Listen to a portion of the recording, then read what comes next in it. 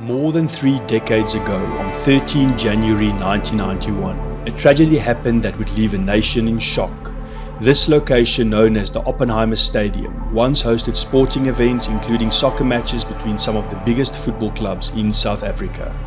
On the outskirts of a gold mining town named Orkney, the remnants of this stadium can still be seen, including the memorial wall erected in remembrance of the 42 soccer fans that died on that fateful day, in a place that was meant for fun and celebration. So join us as we explore what remains of this place, ravaged by a sad history, looting and scrapping during the pandemic lockdowns, and the slow decay of time.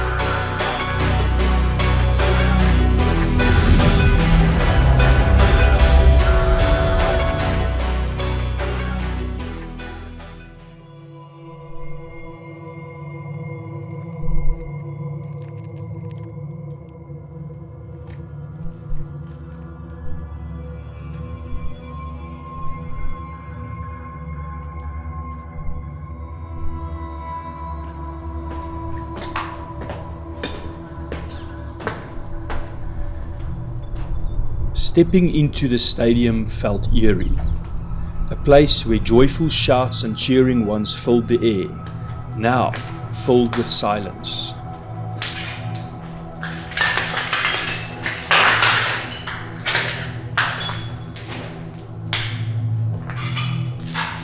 The only noise today is two urban explorers stepping on broken glass and rubble, and maybe the faint sound of the wind sometimes howling in the empty passages.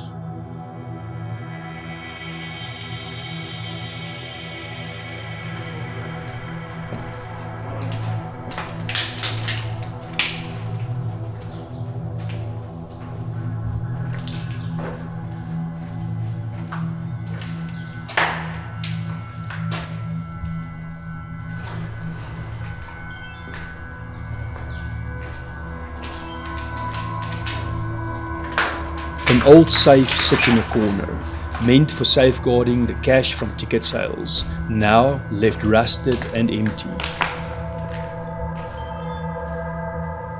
Wooden benches and desks are left broken and scattered between the rubble and debris of a stadium that has been abandoned and forgotten after the pandemic lockdowns of 2019.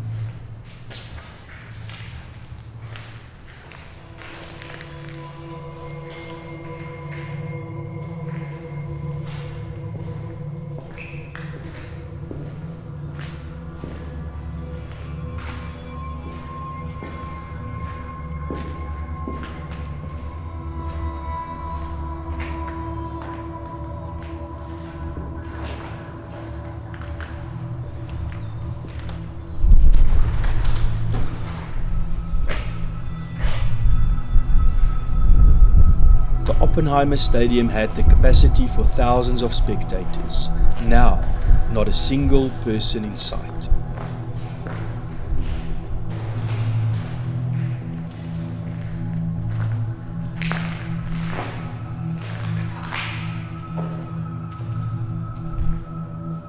Places meant to be filled with fans and celebration tend to feel that much more desolate when they become abandoned.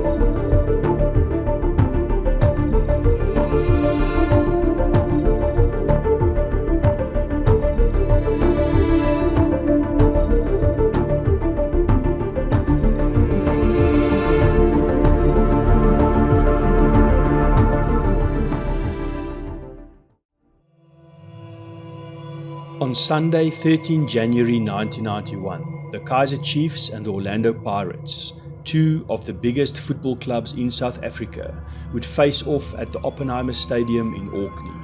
This was a so-called pre-season friendly match, not sanctioned by the National Soccer League. Being a friendly match unfortunately also meant that it was less regulated, with fewer on-site security and clearly less safety measures. According to some sources, the stadium, with a capacity for 23,000 spectators, quickly overflowed with about 30,000 fans being allowed to enter. To make matters worse, fans were not separated according to the teams they supported, which was a recipe for tempers to flare later on. All seemed festive and everyone was in high spirits, enjoying the match, until the Chiefs scored a disputed goal that was upheld by the referee. The crowd went crazy as some Pirates fans threw cans and fruit at the Chiefs supporters. According to eyewitnesses, knife-wielding Pirates supporters started attacking the Chiefs fans, triggering a stampede as the panicking fans rushed to escape the violent attacks and fights. With overcrowding of the stadium, numerous fans were trampled and crushed to death against the riot control fences. In the end, 42 fans were left dead and more than 50 spectators were injured. This was the worst sporting disaster in South Africa at the time, only to be surpassed a decade later by a similar disaster at the Ellis Park Stadium in 2001.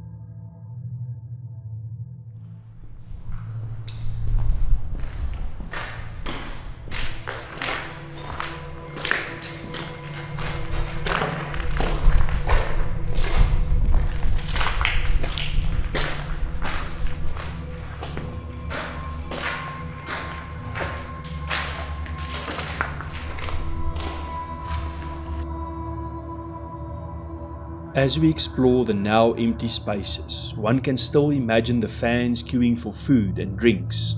One can imagine the excitement in the air as your favorite soccer teams are hashing it out on the field.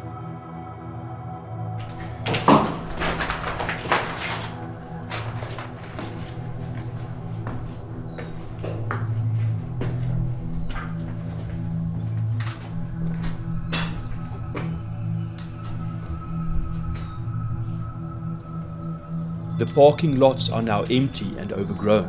The signs of what once was are now laying scattered in the rubble.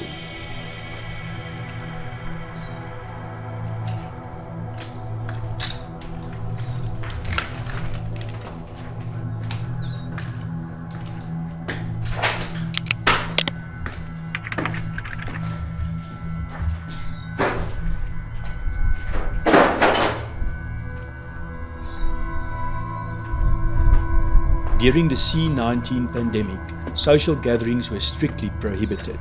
This allowed ample time for criminals in the form of looters and scrappers to pick the stadium clean of any and all power cables and metal fittings. Even the roof covering the main stand has been stolen for scrap metal.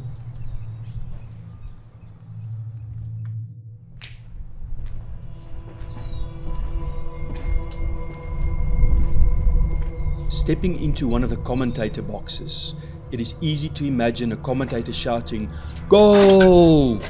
as one of the teams scores, lighting up the stands in celebration. But the cheering fans and the excitement are now only a distant memory.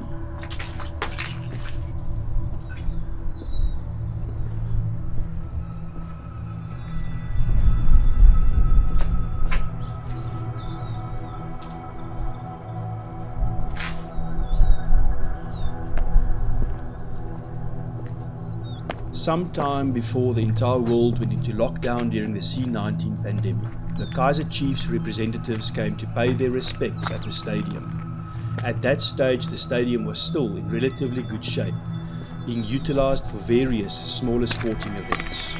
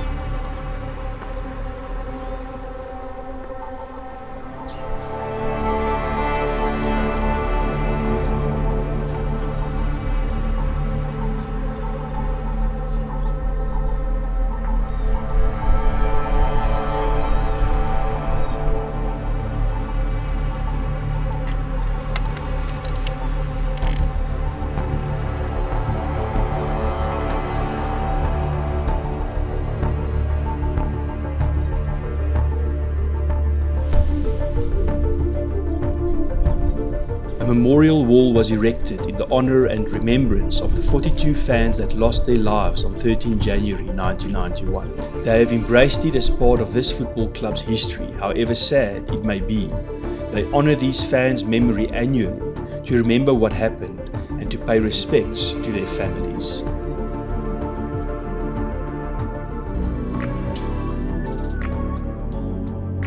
Kaizer Chiefs as a team celebrates 50th birthday, but they've taken it upon themselves to not only celebrate the good times, but also to remember the bad times. And remembering the bad times, basically meaning that reflecting back to where this team comes from.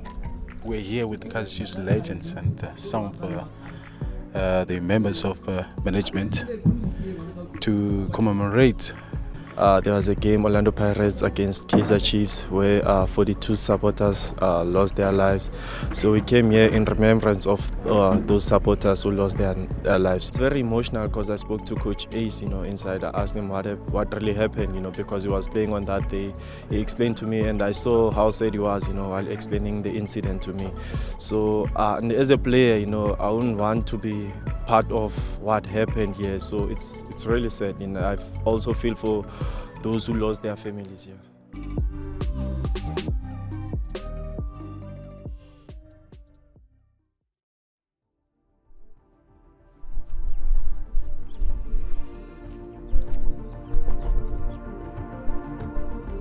As we walk out of the stadium, it feels empty and sad. Not only did criminal elements rob a community of a beautiful gathering space, but they also desecrated the memorial site, meant for reflecting on a sad part of South African sports history. They robbed the families of a place to visit to pay their respects to the 42 individuals who died for the love of the game.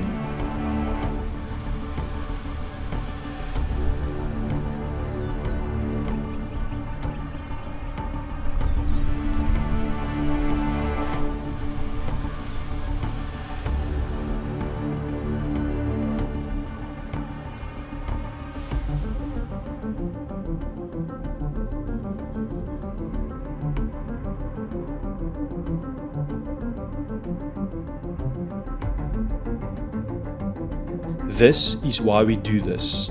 The Rogue Urbex and Sinister Pics visit these places to document them before they completely disappear. We also do these explorations to respect the memory of the people and the places that once was.